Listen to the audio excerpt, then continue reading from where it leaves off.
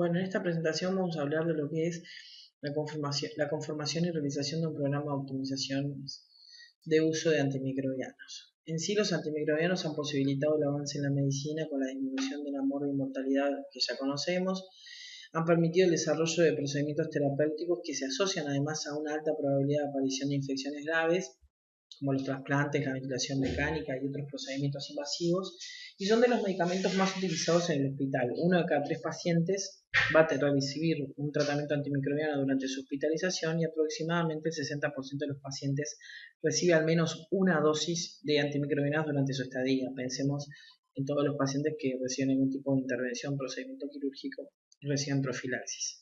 Podemos hablar de una era preantibiótica, es decir, antes del uso masivo de los antimicrobianos, una era antibiótica, que es la era en que actualmente vivimos, y se ya está hablando, con una visión bastante pesimista del futuro, de una era postantibiótica, es decir, en la que la emergencia de multiresistencia de microorganismos panresistentes no permitiría el tratamiento de los mismos. Hoy por hoy ya convivimos con varios de estos patógenos. Y es claro que la utilización precoz de antimicrobianos, cuando los mismos son adecuados, se asocia a una reducción de la mortalidad, particularmente en lo que es la sepsis. ¿Cuál es el tema? Que la selección y transmisión de mecanismos de resistencia, ya sea por transmisión horizontal de microorganismos resistentes o de sus mecanismos de resistencia, está influenciada principalmente por la exposición a los antimicrobianos. ¿Qué pasa? Que son escasas las perspectivas del desarrollo de nuevas drogas. ¿Por qué? Porque la industria lo que quiere es tener una ganancia económica, invertir en fármacos nuevos es arriesgado, es costoso y los medicamentos para tratar las infecciones no son tan rentables como aquellos para el tratamiento de enfermedades crónicas. ¿Qué pasa? Sin nuevos antimicrobianos lo que tenemos que hacer es conservar los antibióticos que tenemos disponibles y cada vez en realidad es más complicado elegir el tratamiento empírico adecuado. Y si no es así, obviamente que los resultados clínicos van a ser peores. Este estudio que hicimos en el Hospital de Clínicas, que tiene 330 camas, entre cuidados moderados, cuidados intensivos, polivalentes, IMAE, ginecología y obstetricia, se hizo en diciembre del 2014. Habían 256 pacientes internados en ese día, 40 mujeres y 52 hombres, de los cuales 92 tenían algún tipo de antimicrobiano prescrito por vía intravenosa. La media de internación de estos pacientes era de 21 días con una mediana de 12 y los días de antimicrobianos que habían recibido a la fecha en que se hizo el estudio eran el 50%, llevaban 4 días de antimicrobianos, pero había pacientes con hasta 67 días de antimicrobianos. Los servicios en los que más se utilizaban antimicrobianos y se constató en ese día son los servicios que contaban en la unidad de cuidados críticos, servicios quirúrgicos y servicios con cuidados intermedios. Los antimicrobianos más prescriptos son los beta-lactámicos y dentro de estos la ampicilina surlactam, la ceftriaxona y meropenem. Luego hay una miscelánea de otros antimicrobianos de otras clases, pero básicamente un 35% de los pacientes hospitalizados en ese día estaban recibiendo algún tipo de antimicrobiano endovenoso. Entonces, a nivel mundial, ¿cuáles son las estrategias para controlar la emergencia de resistencia? Favorecer y agilitar el desarrollo y comercialización de nuevos fármacos, pero estamos lejos de ello. Optimizar los mecanismos de control de infecciones en los centros sanitarios, y para eso están los comités de infecciones hospitalarias. Y optimizar el uso de antimicrobianos no solamente por su beneficio ecológico, por mejorar el pronóstico de los pacientes que lo necesitan, sino también para minimizar la probabilidad de eventos adversos relacionados con el uso, como básicamente es la emergencia de resistencia. ¿Y por qué decimos que se puede optimizar el uso de antimicrobianos? Porque ya está ampliamente demostrado que hasta en un 50% de los antimicrobianos utilizados a nivel hospitalario se están utilizando de más, es decir, se podría evitar su uso. ¿En qué se basa esto? En el conocimiento de la epidemiología microbiológica local, en la selección óptima de los antimicrobianos y su posología en diferentes infecciones y en diferentes pacientes, en la actitud individualizada del uso de antimicrobianos y en las limitaciones prácticas que puede haber para un rápido y correcto procesamiento de muestras microbiológicas y en sí para adecuar los tratamientos, así como los retrasos entre la prescripción y la administración de los antimicrobianos. Si uno optimiza todas estas características, puede llegar a reducir el uso de los mismos. Entonces, ¿qué es lo que se han creado? Programas institucionales, de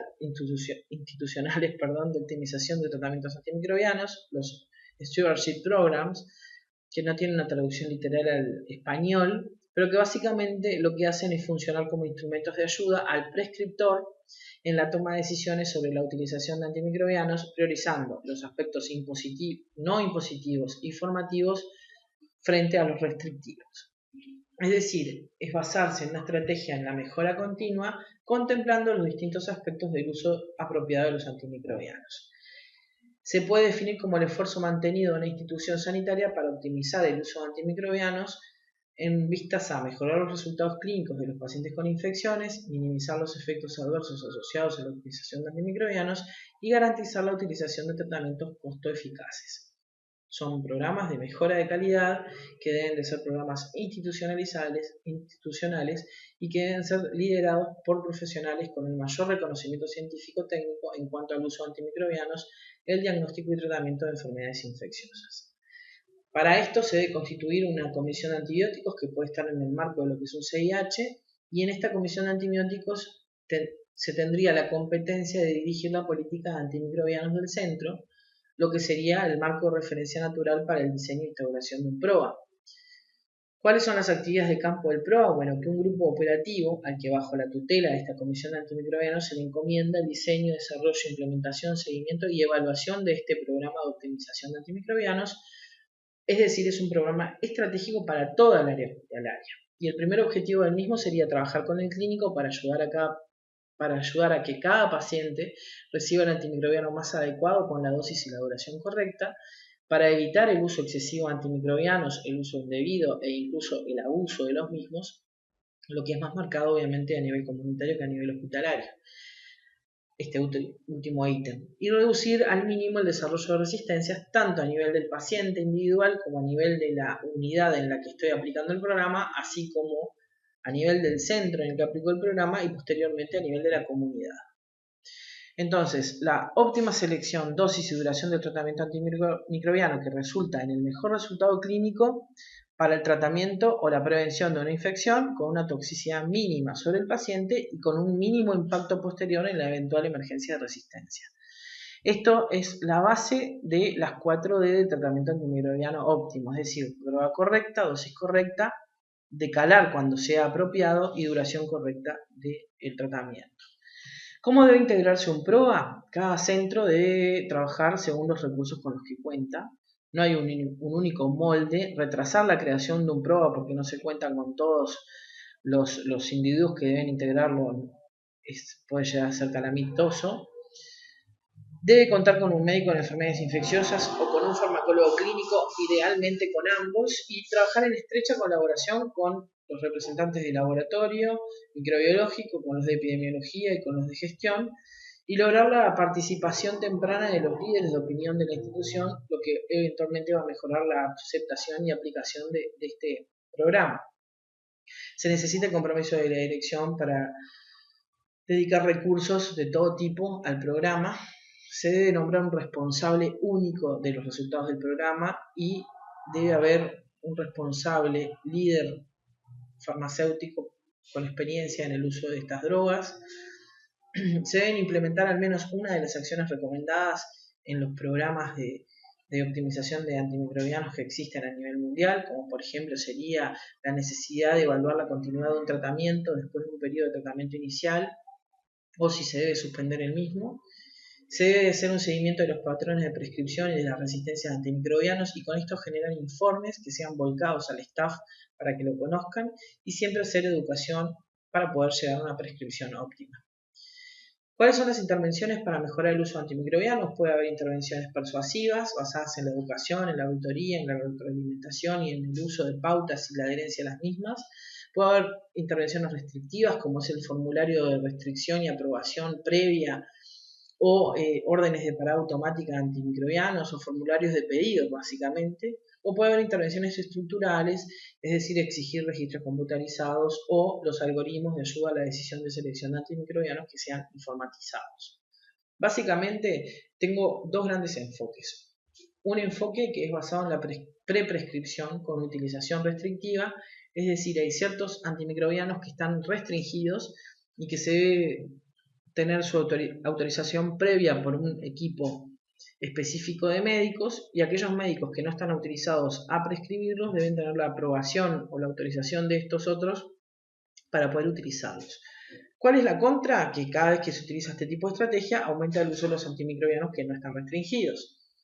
Por otra parte, puedo tener un enfoque basado en la postprescripción, es decir, una vez que ya está prescrito el antimicrobiano, yo puedo ir como administrador de antimicrobianos del hospital y dar recomendaciones para continuar, ajustar, cambiar o discontinuar el tratamiento seleccionado en base a los resultados microbiológicos y en base a las características clínicas de cada caso. ¿Cuál es la ventaja de esto? Que permite precisamente el decalamiento. ¿Cuáles son los instrumentos con los que cuento? Como hablamos del formulario de restricción, de órdenes prescriptas, de las guías clínicas de la educación, de optimizar las dosis según modelos de PKPD informatizados, de programas de cambio de la vía parenteral a la vía oral fijos, de programas de monitorización de drogas fijos. Por ejemplo, si yo inicio el tratamiento con vancomicina, viene la orden automáticamente de que a las 48 horas se haga una dosificación en sangre de la misma, o por ejemplo el ciclado de antibióticos, que es que para la misma patología y por el mismo germen utilizo antimicrobianos diferentes. ¿Cuáles son los pasos para implementar un PROA? Diagnosticar la situación, tengo que saber cuáles son los patógenos problemas de mi hospital, cuáles son los antimicrobianos que me van a ser útiles, evaluar cuáles son los recursos con los que cuento, determinar cuáles son las áreas prioritarias en las que tengo que trabajar y en función de las mismas planificar las intervenciones, involucrando a los líderes del hospital para contar con el apoyo y disminuir la cantidad de obstáculos que pueda tener, es decir, desarrollar un plan de negocios para ver cuánto yo voy a poder economizar en antimicrobianos, y cuando digo economizar me refiero desde el punto de vista de los costos económicos, pero también del impacto futuro en la resistencia, y llevar este plan a la acción. Básicamente la bibliografía en la que me basé para extender esta charla son estos tres artículos, que se los recomiendo, en particular el segundo que está en español,